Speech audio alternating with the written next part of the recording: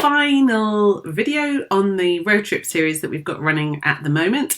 Check out the link below that shows you where you can get all the other training, leaflets, everything else for our road trip challenge.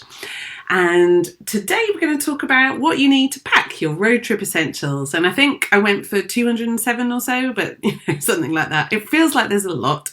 Some of them are really obvious, some of them not so much. So I will talk through them and hopefully make sure that you have everything you need for a road trip. 3 important pieces of information first. Number 1, tune in tomorrow, not on this channel, but the video will be for a Singapore chat with travellers and experts from Singapore. Really exciting. That's 5 o'clock on Wednesday. Then on 4:30 on Thursday over on Instagram, I've got an Instagram live going on and I've got an amazing guest, really fantastic author, National Geographic photographer. She's just launching courses of her own, Lola. She's amazing. Come and listen to her talk about travel writing experiences around the world. And my big news today, we are launching a brand new way that you can access the Inside the Travel Lab material and support us. Well, largely me, during this crazy pandemic time. It's a Patreon account. If you know it already, it's a way for you to support the small and independent creatives you love. If you don't know it, it's my least glamorous explanation is probably it's the kind of equivalent of signing up for a veg box you love from a local farm. Okay, you pay them in a subscription and they deliver to you something that you want every month. But you're helping to support them keep going. They're making a connection with the local community and you get behind with us. You don't get the vegetables, but you get behind the scene glimpses. You get the travel narratives that I absolutely love, and I think you do too, that don't always do so well online. You get some poetry, podcasts, all sorts. So do please check it out. That's the most exciting thing that's happened to me during this pandemic. So hopefully it is to you too.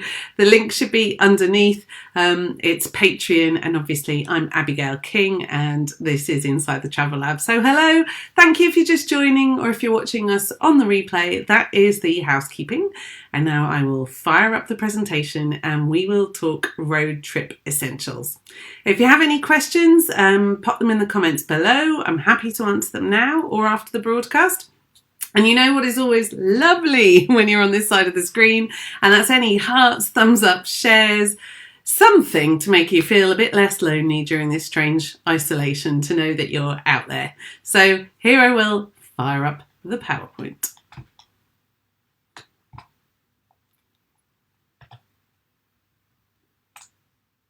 So this is the final part of our road trip challenge.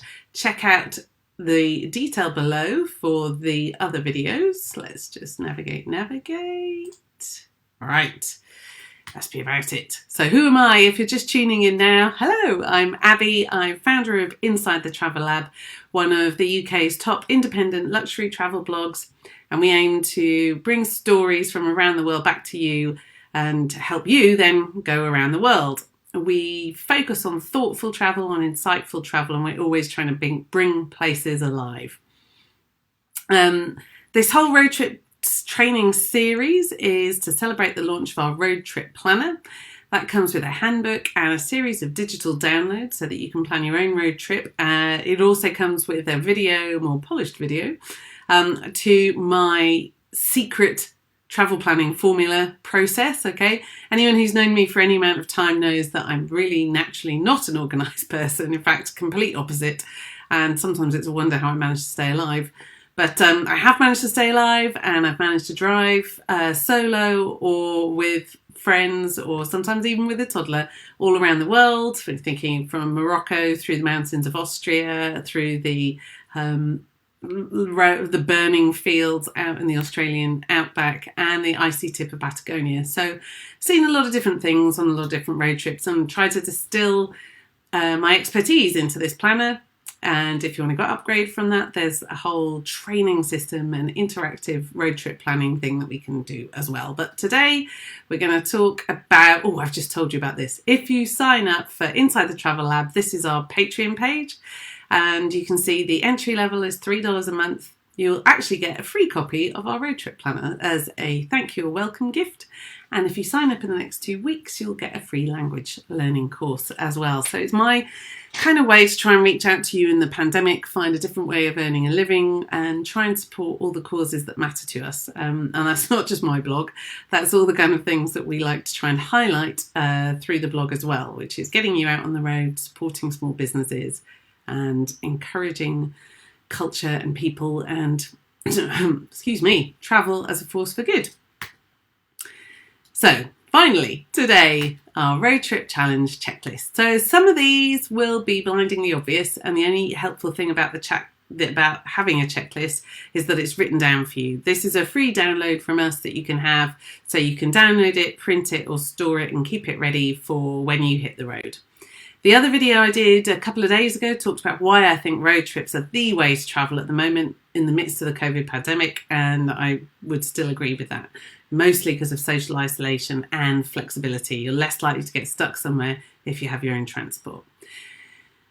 But then all that said, you can end up with a lot of things that you need to bring with you. So I've categorised them into different checklists. So we start off, obviously, this is the checklist for you. And it's going to need things like sunglasses for when you're driving. If you wear contact lenses, I do when I drive, spare contact lenses. If your eyes dry out, one pops out, you'll need some more. Medication and first aid kit. My first career was as a doctor, so health is always a top priority of mine. Really make sure that if you need any medication, you have spare with you and a prescription to explain why you need it, okay, even if you're travelling in your own country. And a first aid kit is always a good idea. A scarf and a sweater, well, these days you can use a scarf as a face mask as well, but sometimes air conditioning in the car can get cold. Sometimes you'll need a scarf if you're going to go into any sort of temples or mosques or churches along the way, and a jumper or a sweater just so that you can layer up or layer down, because the temperature can change quite a lot when you travel, and it's good to have layers so you can make yourself comfortable.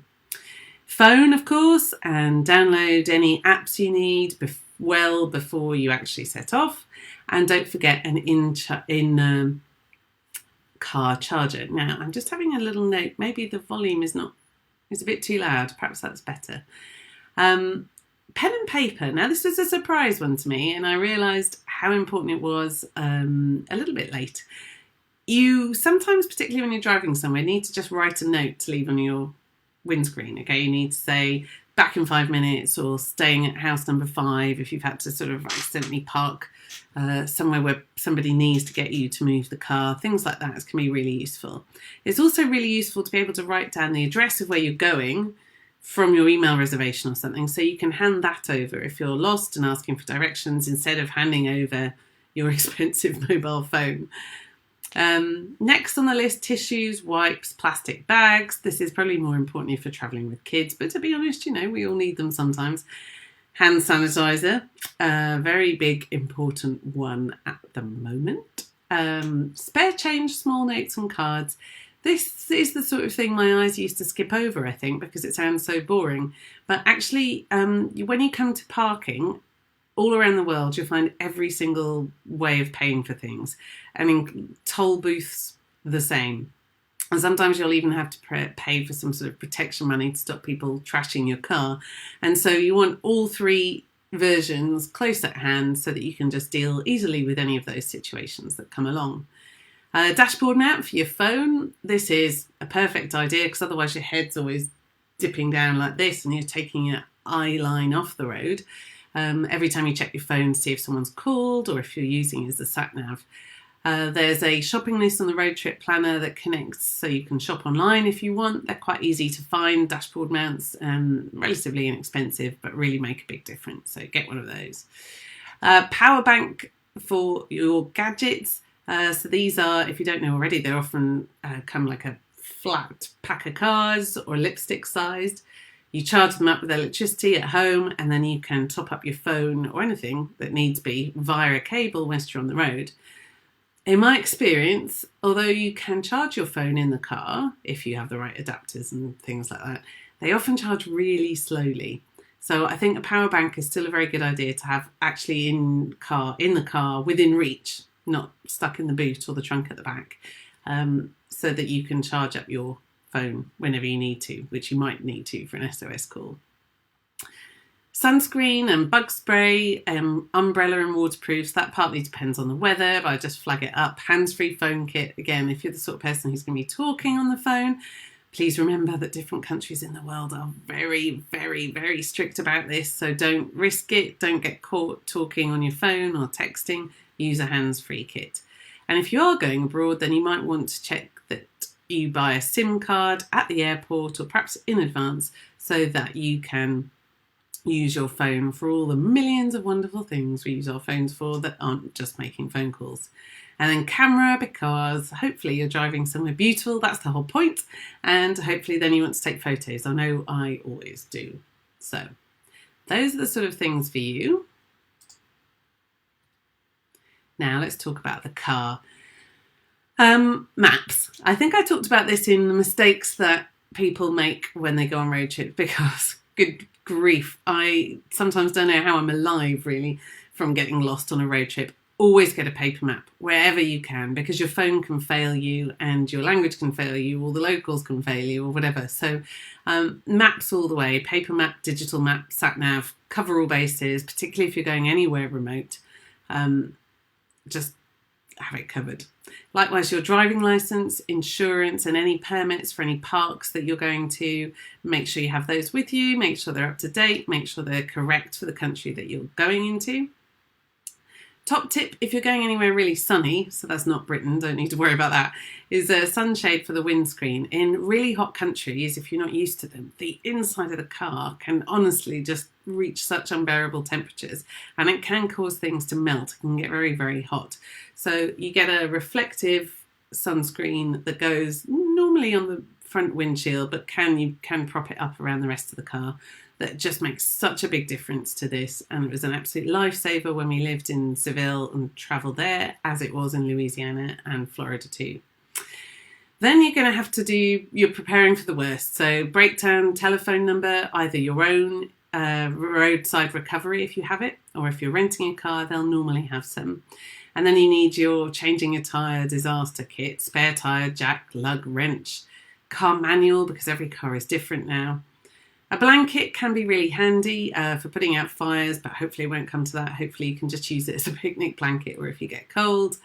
Bottle of water, always have one of those, one for you and one for the car. And then some of the niceties are car organisers. So you can get these things that you can hang off the back of the passenger seat and organise all your stuff, which is great for older kids or younger adults, I suppose. I don't know, or any adult in the back.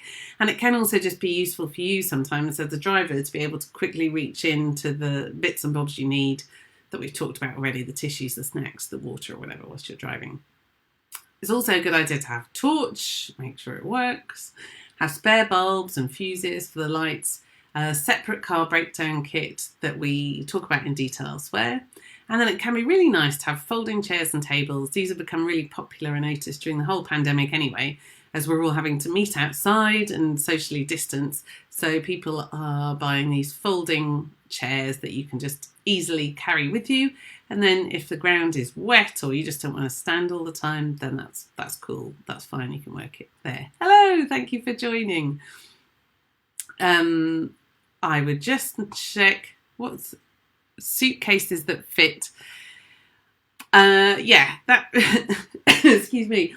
What I mean by that is when you're flying, you're often focused on all the things that you need to get into your bag or your suitcase, and you might forget that you might end up with a small boot or trunk and they won't actually fit in. This is really important if you're traveling in a big group, or if you're traveling with kids, when you might also have a travel cot, a car seat, a pushchair, and suddenly it can be really, really difficult even though there aren't many people.